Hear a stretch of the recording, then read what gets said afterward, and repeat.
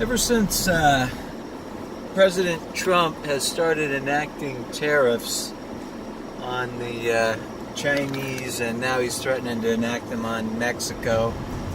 And of course, we had the whole Mexico-Canada tariffs with the steel and aluminum, which were already resolved.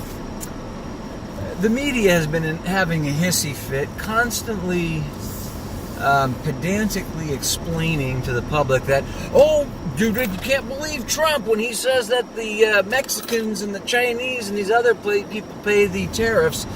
We, the American consumer, we pay the tariffs. Let's talk to this expert. Hey, Mr. Expert, who pays the tariffs? Well, of course we pay the tariffs. See, this expert here knows tariffs, and he said that that we pay the tariffs, not them. Therefore, Trump is wrong. Trump doesn't understand how this works. Now, let me explain something that I'm sure most of you common salt of the earth people already understand. President Trump has been in business his whole life. Do you think he knows how tariffs work?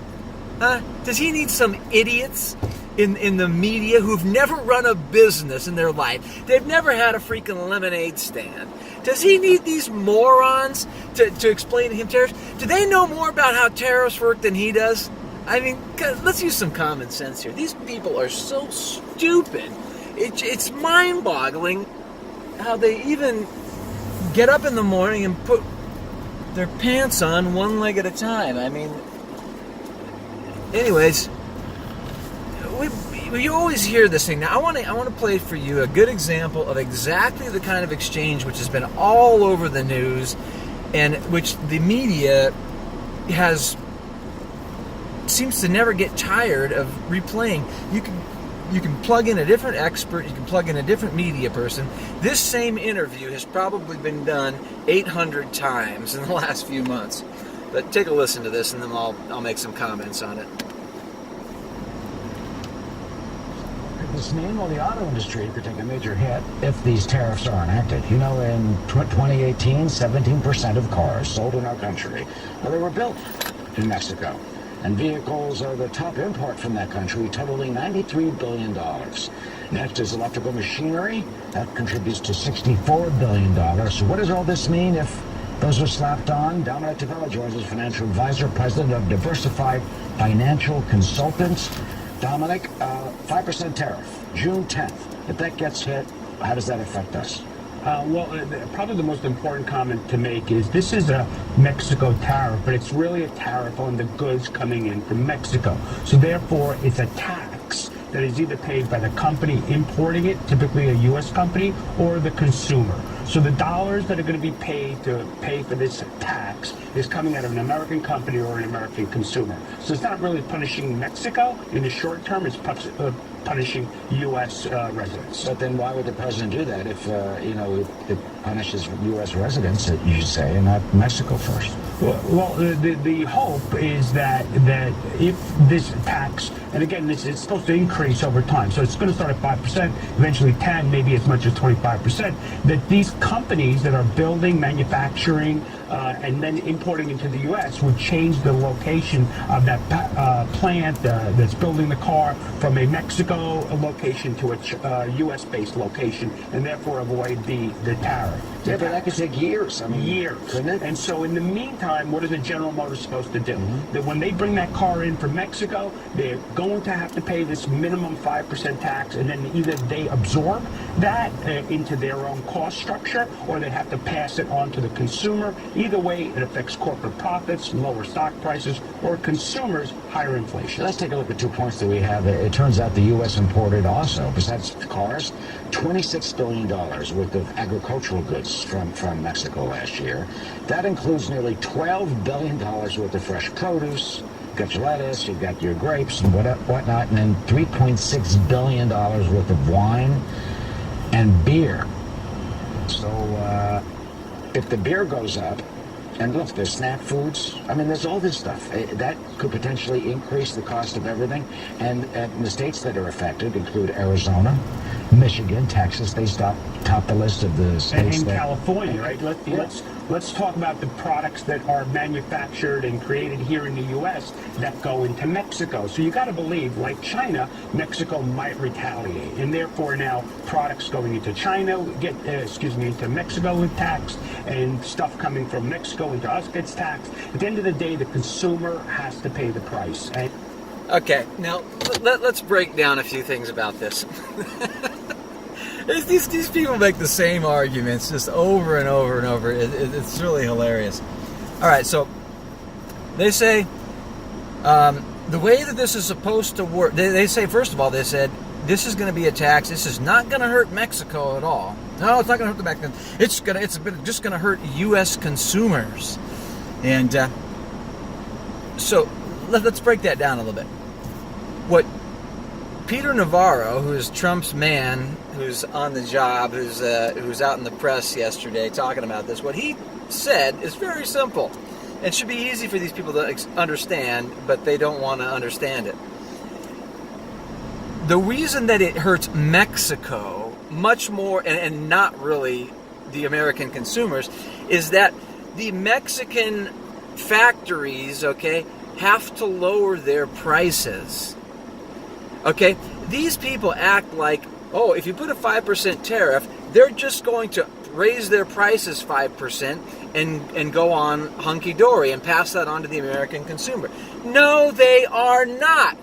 Because if they raise their prices 5%, then the American consumer is going to buy cars that are not coming in from Mexico that are not raised up 5%.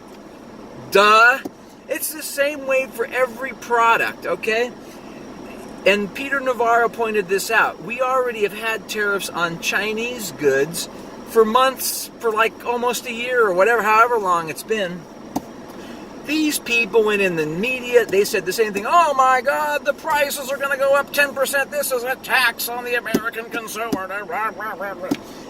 Okay. Prices have not gone up 10%, have they? No. Why? Because Peter Navarro, as he stated, those Chinese factories cannot raise their prices 10% because then American consumers, through the different corporations, the Walmarts of the world and everybody else, they will just buy those same products that are being made in factories in other countries that are not tariffed. Therefore, what happens? The Chinese factories lower their prices. They have smaller margins. Now, how do we know that this is what happened? Because we've had these tariffs for months. Prices have not gone up. In fact, prices have not gone up so much that we have such low inflation that the Federal Reserve said we don't have enough inflation. Therefore, they stopped their interest rate hikes because they were worried about the lack of inflation. They want inflation to hit 2%, and inflation is consistently staying below 2%. We have not enough inflation. We should be raising tariffs all over the place and hope that we can finally get some inflation. These people are pedantic. Now, why do they do this? Why do they go in the media and say these kind of things? You can bet your bottom dollar that these businesses, they're the ones that have the factories. These are associations of businesses. They have the factories over there, and they don't want to pay this 10% or 5% or whatever because they don't want their margins to go down, right? They're American or multinational corporations, but they got a factory in China. They got a factory in Mexico. They don't want their margins to go down. So they're going to absorb this price. And then what they do is, because they're the ones who give out donations to these politicians, you get politicians like Chuck Grassley and the rest of these rhino fake Republicans acting like, oh, I'm for the farmers, I'm for the American consumer. No, they're not. They're for these multinational corporations and these big businessmen who've been making money by shipping the factories over to Mexico or China. These politicians are in their pocket, and these guys, these businessmen, get on the phone to Chuck Grassley and the rest of these things and say, hey, these tariffs are coming out of my pocket, get on the news and say some crap about these tariffs, how it's going to hurt the American consumer. Okay, these guys are full of more, than a Christmas turkey, okay?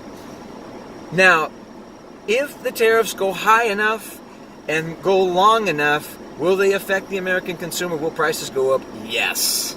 Okay, eventually prices will go up. If you go, okay, that's not the goal here. These are a tool. They're not an end in themselves. Trump isn't just going to raise prices up and tariffs up all over the place and just leave them up there. The tariffs are an instrument. They're a big stick to club these people over the head, to club the Chinese over the head, to stop cheating, to club the Mexicans over the head, to start helping with these illegal migration hordes that are coming through their country that they are facilitating. It's a way to get their attention and force them to come to the negotiating table and solve some of these issues that we have that are going through, that we're dealing with. That's what they're for. Trump has said he's a free trader. Trump doesn't want tariffs. Trump wants no tariffs. But tariffs are a way to get these people to do what they should be doing. So don't believe these idiots in the media. Don't believe any of these bought and sold politicians who talk out of both sides of their mouth. Who do you believe? Believe Trump, who's making America great again. Keep up the good work, Mr. Trump.